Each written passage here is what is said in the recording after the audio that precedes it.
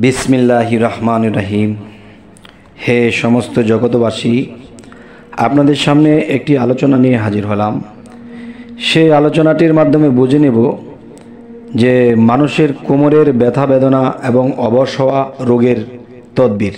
যেমন অনেক মানুষ আছে, দেখা গেছে রোগের চিকিৎসা করেও তার ব্যথা নিরাময় হয় না, কষ্টই করতে হয়। তো আল্লাহ তাআলা আমাদেরকে এমন কোনো সুযোগ সুবিধা রেখেছেন যে এই কোরআনের মধ্যে আল্লাহ এত সুন্দর সুযোগ সুবিধা রেখেছেন, কিন্তু সেই সুযোগ সুবিধা আমরা নেই না। যার ফলে আমরা কখনো কখনো মন থেকে বলে থাকি যে হে আল্লাহ, আপনার এই দুনিয়াতে পাঠিয়েছেন, এখন এই দুঃখ দুর্দশা এই ব্যথা বেদনায় তো চলা যায় না, কেন আপনি আমাকে দেখছেন না, কেন আমাকে সাহায্য করছেন না? দেখেন, এই পৃথিবীর মধ্যে আপনি আমি ধুলি কণার চেয়েও ছোট।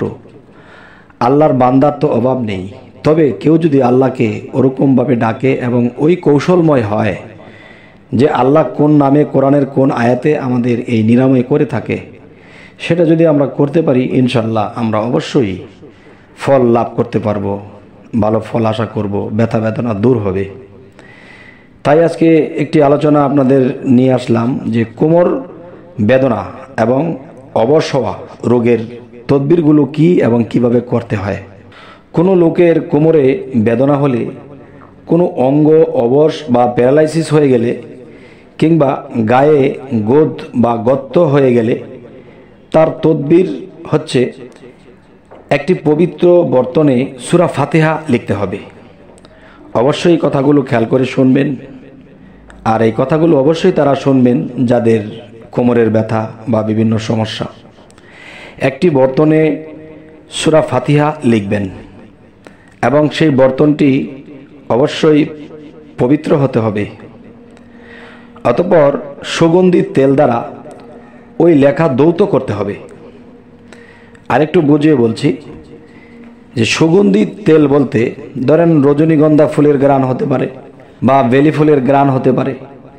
তো যে কোনো সুগন্ধি তৈল দ্বারা ওই লেখা ধৌত করতে হবে। অতঃপর ওই তৈলের উপর 7 বার সূরা ফাতিহা পাঠ করতে হবে। সূরা ফাতিহা খুব শুদ্ধের সাথে যদি পড়তে পারেন ভালো, তো খুব শুদ্ধ করে পড়বেন এবং নিজেকে পবিত্র থাকতে হবে। নিজেকে পবিত্র করে সূরা ফাতিহা 7 বার পাঠ করে তখন ওই তেলটার উপরে ফুঁক দিবেন। আচ্ছা, ফুঁক দেওয়ার পর শেষে ওই তৈল কোমরে বা অবশ অঙ্গ সহ সমস্ত দেহে প্রতিদিন 3 বার মালিশ করবেন। আল্লাহর রহমতে, আল্লাহর মেহেরবানিতে অবশ্যই আপনারা ফল লাভ করবেন।